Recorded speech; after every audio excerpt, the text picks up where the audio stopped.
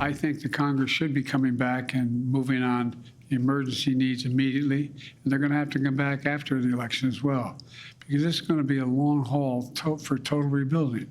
It's going to take several $1 billion. We have the resources to respond to the immediate needs of individuals impacted by Hurricane Helene and Hurricane Milton and the associated, and it's very important to remember, the tornadoes associated with the hurricane. That being said, we will need additional funds, and we implore Congress, when it returns, to in fact fund FEMA as is needed. That was him. That was Mayorkas yesterday. So, and also you saw President Biden speaking just before him, warning that FEMA will need more funding after Hurricanes Helene and Milton, both calling on Congress to act. Earlier this week, just 8 days into the fiscal year, the federal government had already spent nearly half the disaster relief allocated to the agency for the next 12 months. Now, FEMA will soon be forced to restrict spending unless Congress approves additional funding. But House Speaker Mike Johnson said that he does not plan to reconvene the House before the November election. I want to bring in Missouri Congressman Mark Alford. He's a member of the House Armed Services, Small Business and Agricultural Committees. Congressman, your reaction to all of this back and forth, and are you willing to come back early if you're asked? Well, look, yeah, of course I'm willing to come back early. I don't think we need to. I think Mike Johnson is right on this. We appropriated $20.26 billion in this latest continuing resolution to keep the government open, specifically for FEMA. Look, Cheryl, this is the Federal Emergency Management Agency. They're supposed to manage emergencies, not manage illegal aliens coming into the interior of the United States. And that's part of this shelter assistance program that's set up. I realize it's a separate fund, but Americans are ticked off that FEMA, which is supposed to be protecting our citizens, has spent a lot of money on illegal aliens, sheltering them in places like New York and these other sanctuary cities, turning the Roosevelt Hotel, I used to stay at, into a dump. And so we've got to get our priorities straight when it comes to FEMA. I think oversight, Jamie Comer, I think, is going to hold a hearing on this when we get back as well. The money is there for the victims of these hurricanes and tornadoes. We will probably have to come back and do another funding for that, but we have plenty of time to do that after we return November 12th. What did you make of President Biden yesterday saying, well, again, you bring up, well, it's different baskets of money, you know, if you will, to kind of simplify this for our viewers.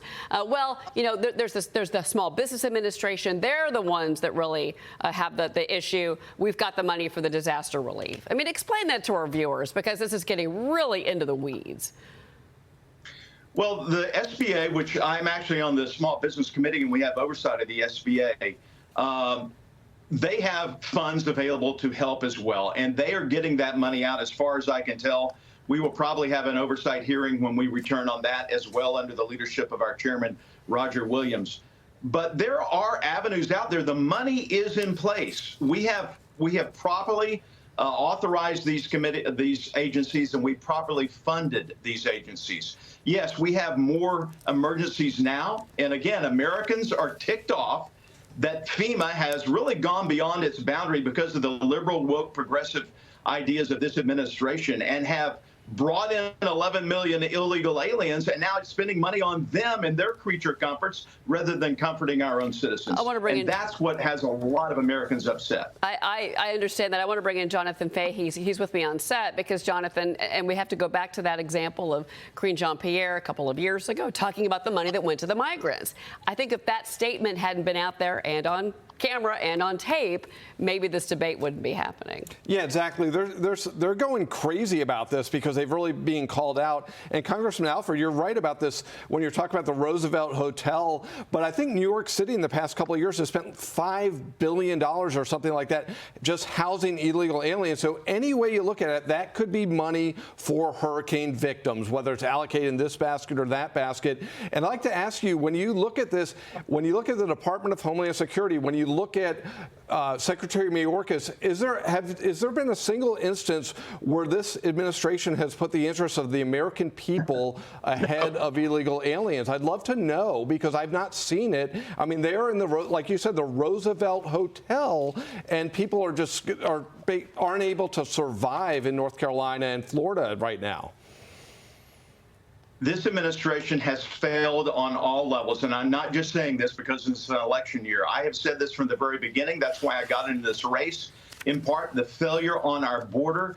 Mayorkas, we impeached him in the U.S. House and sent those articles of impeachment over to the U.S. Senate, where they refused to act on it. If anyone deserves to be out of a job and in the unemployment line, that is Alejandro Mayorkas, the biggest liar since Pinocchio, who refused to call the border crisis a crisis. He lied about the whips that the Border Patrol were using. They were reins on horses. From simple things like that to more complicated matters, where now they have lost the trust of the American people. And when you lose the trust of the American people, it's time for you to go. A senior Biden-Harris administration official telling Fox News the Afghan national accused of plotting an ISIS-inspired attack on the U.S. on Election Day worked for the CIA in Afghanistan. 3 separate screenings. One to work for the CIA, one to receive parole, another to receive special immigrant status. One example, the vetting of illegal migrants under the Biden-Harris administration. Mayorkas refused to answer questions on it yesterday. Watch. How was this man brought into the U.S.? I'd be very pleased to answer your question in a different setting, but we're here to talk about emergencies. How do you not have those answers prepared? That's not what I said. What I said is I'd be pleased to discuss this issue at a different time. Secretary, can you assure people that appropriate steps have been taken to secure the country against these kinds of threats? Jackie, your persistence in questioning can be matched by my persistence in answers. Congressman?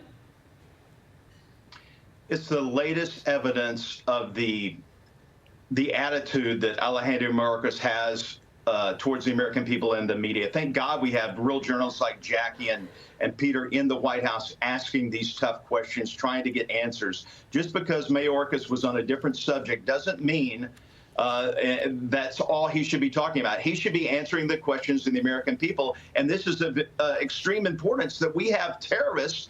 We knew this was going to happen. We have Islamic terrorists in the United States who want to do us harm. They need to be rooted out and dealt with. I once again want to bring in Jonathan Fahey into this discussion because of your background, sir. Yeah, I think that's interesting. It's a good point that you make, Congressman, that this is an important. The Attorney General did a press conference on this case the other day. So this isn't something that is just coming out of nowhere that he shouldn't be prepared to talk about. But you do, when they say this person has been vetted, I guess he's been vetted, which really is scary. If these are the vetted people, what about all the unvetted people coming across? And what's the answer from Secretary Mayorkas on that? Because we happen to catch this individual. There could be scores or hundreds or thousands of people that came across. And what's his answer on that? Have you ever gotten any answers on what steps are taking to deal with even the people on the terrorist watch list coming across? We cannot get a straight answer out of this guy. He's slipperier than an eel, and he knows it. He comes and thumbs his nose at Congress. Look, this guy that they caught, he was vetted 3 separate times and still got into our country. Look, Biden screwed up the way he pulled out of Afghanistan. We all realize that. I think they realize that. We owe it to the Afghanis who had our back and who want to come to this country to be a part of the fabric of this country, but not Islamic terrorists. And we've got to do a better job of making sure that those who come here, who want to be part of our country, are not here to try to destroy our country. Yeah.